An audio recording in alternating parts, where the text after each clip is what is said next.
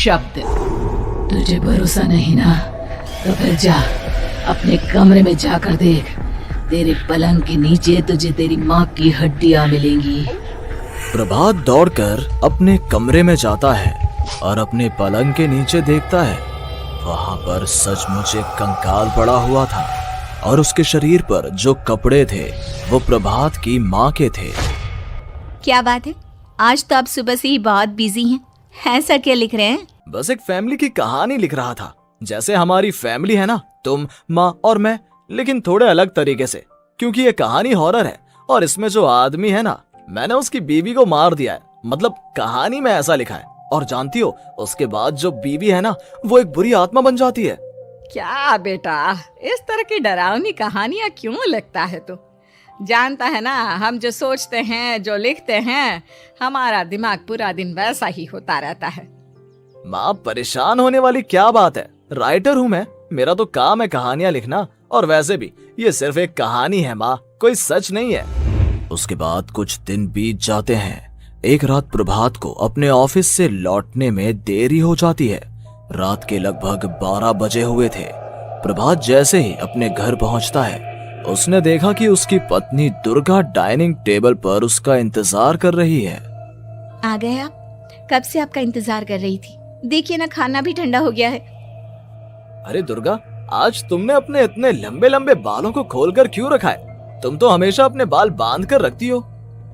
वो क्या है ना प्रभात, जब इंसान अपनी जिंदगी से मुक्त हो जाता है ना, तो उसे दूसरे सारे बंधन खोल देने चाहिए। इसलिए मैंने अपने बालों के बंधन भी खोल दिए। ये तुम किस तरह की बातें कर रही हो? तुम ठीक तो हो? मैं बिल्कुल ठीक हूँ प्रभात। अच्छा चलो खाना खाओ। वो क्या है ना दुर्गा, मुझे भूख नहीं है। ऑफिस में कुछ खा लिया था।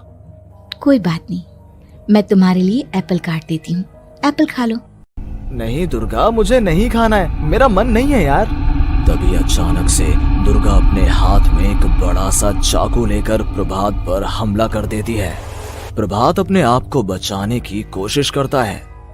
आज मैं तुझे नहीं छोड़ूंगी, तुझे अपने साथ लेकर जाऊंगी अपनी दुनिया में।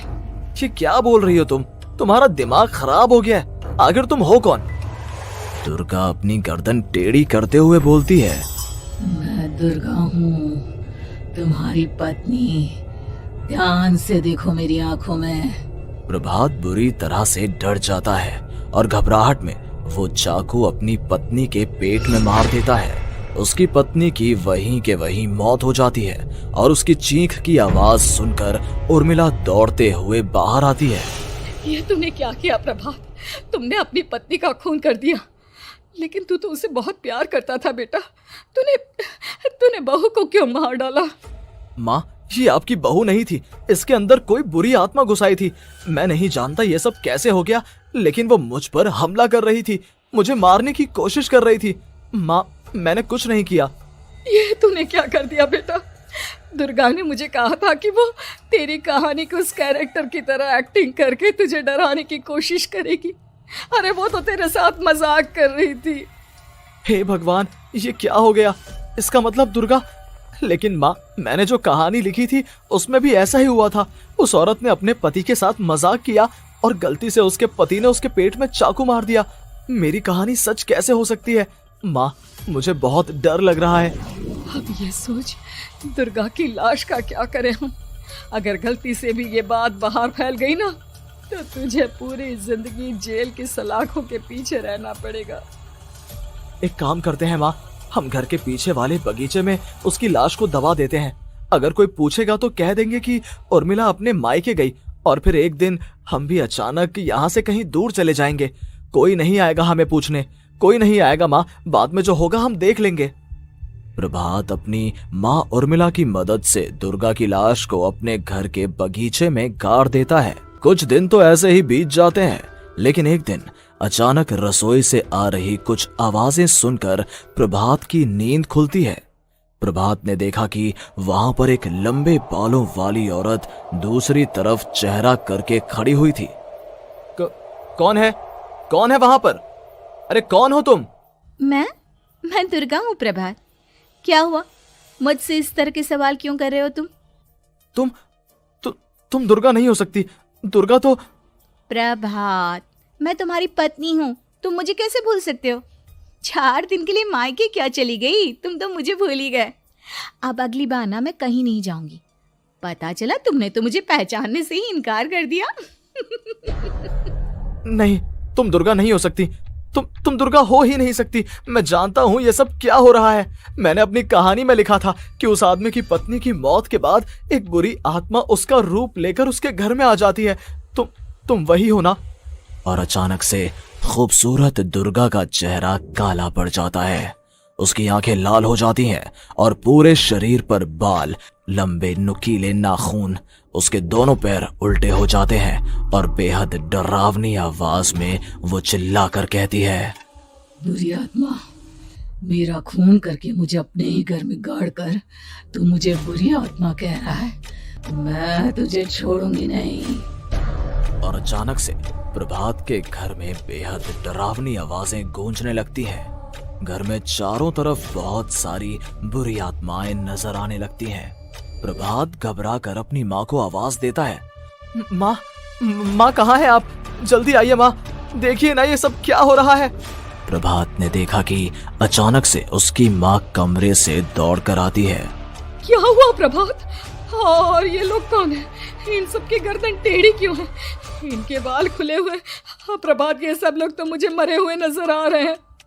हाँ माँ, ये सब लोग मरे हुए ही हैं और ये ठीक वैसा ही हो रहा है जैसा मेरी कहानी में हुआ था। लेकिन मेरी कहानी के हिसाब से तो आप भी। अचानक से उर्मिला का रूप बदल जाता है। वो भी एक डरावने साए की तरह बन जाती है और बेहद डरावनी आवाज में चिल्ला चिल्ला कर कहती है, मर गई तेरी माँ। जानता है, कल रात जब तू सो रहा था ना, तो मैंने उसके शरीर का सारा खून पी लिया। अब बस हड्डियां बची है उसके शरीर में। नहीं, ऐसा नहीं हो सकता। ऐसा बिल्कुल नहीं हो सकता। मेरी माँ नहीं मर सकती। तुझे भरोसा नहीं ना? तो फिर जा, अपने कमरे में जाकर देख। तेरे पलंग के नीचे तुझे तेरी माँ की हड्डियां मिलेंगी। प्रभात दौड़कर अपने कमरे में जाता है और अपने पलंग के नीचे देखता है। वहां पर सचमुच एक कंकाल पड़ा हुआ था और उसके शरीर पर जो कपड़े थे वो प्रभात की माँ के थे। माँ, अब मुझे कुछ करना पड़ेगा। लेकिन मेरी कहानी में लिखा था कि माँ की मौत मेरे हाथों से होगी, पर माँ तो पहले ही मर चुकी है और वो बुरी आत्मा मुझे भी मार देगी। नहीं, इससे पहले कि वो मुझे कुछ करे, मुझे उसका काम खत्म करना होगा। प्रभात अपने हाथ में बड़ा सा चाकू लेकर उस बुरी आत्मा पर हमला कर देता है जिसने प्रभात की माँ का रूप लिया हुआ था, और अगले ही पल वो नीचे गिर जाती है और उसके शरीर से खून बहने लगता है। ऐसा नहीं हो सकता। एक बुरी आत्मा के शरीर में तो खून होता ही नहीं है। तो क्या सच में मैंने अपनी माँ को मार दिया? लेकिन अभी कुछ देर पहले तो फिर वो कंकाल किसका है? और ये कौन है? मैं पागल हो जाऊंगा। और अपनी माँ की लाश, इसका मैं क्या करूं? लोग पूछेंगे तो मैं क्या जवाब दूंगा?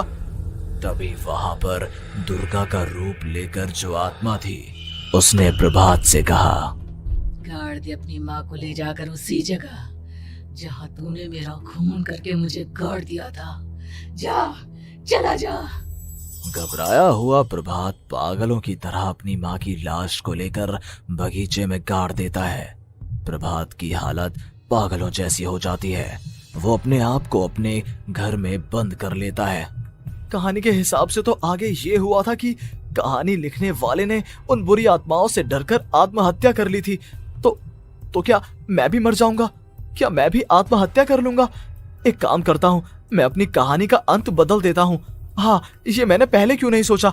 मैं लिख दूंगा कि कहानी को लिखने वाला आत्महत्या नहीं करता, बल्कि कहीं दूर जाकर नए सिरे से अपनी जिंदगी शुरू करता है। यही सोचकर प्रभात ने अपनी लिखी हुई कहानी को बाहर निकाला और उसे पढ़ना शुरू किया। ये देखकर वो हैरान रह गया कि कहानी का क्लाइमैक्स तो किसी ने पहले ही बदल दिया था। ये क्या? इसमें तो लिखा हुआ है कि आखिर में उस लेखक की पत्नी और माँ दोनों बगीचे में जिंदा दफन थे। बुरी आत्माओं ने उनको कैद करके रखा था और वो लेखक अपनी माँ और पत्नी दोनों को जिंदा बाहर निकाल लेता है। लेकिन ये सब लिख किसने दिया? प्रभात दौड़कर बगीचे में जाता है और वहां पर खुदाई करना शुरू कर देता है। प्रभात देखता है कि वहां पर लकड़ी के 2 बड़े संदूक हैं और उनके अंदर से आवाजें आ रही हैं। प्रभात बचा लो मुझे, अगर थोड़ी देर और हो गई तो वो मुझे छोड़ेगी नहीं। बेटा देखो, मैं इस बक्से के अंदर बंद हूँ, प्लीज मुझे बाहर निकालो, वो बुरी आत्मा किसी भी वक्त मुझे मार डालेगी। प्रभात वो दोनों बक्से बाहर निकालता है और अपनी पत्नी और माँ दोनों को आजाद करवा लेता है। लेकिन तभी वहां पर अचानक से एक बेहद डरावनी और खौफनाक दिखने वाली औरत आ जाती है। तुझे क्या लगा था इतनी आसानी से अपनी पत्नी और माँ को बचा लेगा? बस 5 मिनट और उसके बाद अमावस का चांद आसमान में आने ही वाला है। लेकिन तूने इन दोनों को बाहर निकाल लिया, अब तुझे मरना होगा। नहीं, मैं जानता हूँ मैं नहीं मरूंगा, और अब आगे क्या करना है ये भी मुझे पता है। प्रभात ये बहुत खतरनाक है, हमें मार डालेगी। प्रभात चलो यहाँ से। नहीं दुर्गा, अब मुझे अच्छी तरह से पता चल चुका है कि इस बुरी आत्मा से हम कैसे पीछा छुड़वा सकते हैं। और इतना कहकर प्रभात अपने हाथ में पकड़ी हुई सिंदूर की थैली उस बुरी आत्मा के ऊपर उछाल देता है। कुछ ही देर में वो जमीन पर गिरकर राख में बदल जाती है। ये सब क्या हो रहा था बेटा? ये सब तुम्हारी लिखी हुई इस कहानी की वजह से हुआ है ना? नहीं माँ, पहले मुझे भी ऐसा ही लगा, लेकिन बाद में पता चला कि बरसों पहले हमारे इस बगीचे की जमीन के अंदर किसी को जिंदा गाड़ दिया गया था और बस उसी औरत की आत्मा हमें परेशान कर रही थी। उसी ने मेरे शब्दों में जान डालकर उस कहानी को जिंदा कर दिया था। मुझे माफ कर दो प्रभात, मैंने आपकी कहानी के साथ छेड़छाड़ की थी और उसे बदल दिया था। माफी मांगने की जरूरत नहीं है दुर्गा, तुम्हारे उस बदलाव की वजह से ही आज हम सब जिंदा हैं, क्योंकि आखिर में कहानी में वो हुआ जो तुमने लिखा था।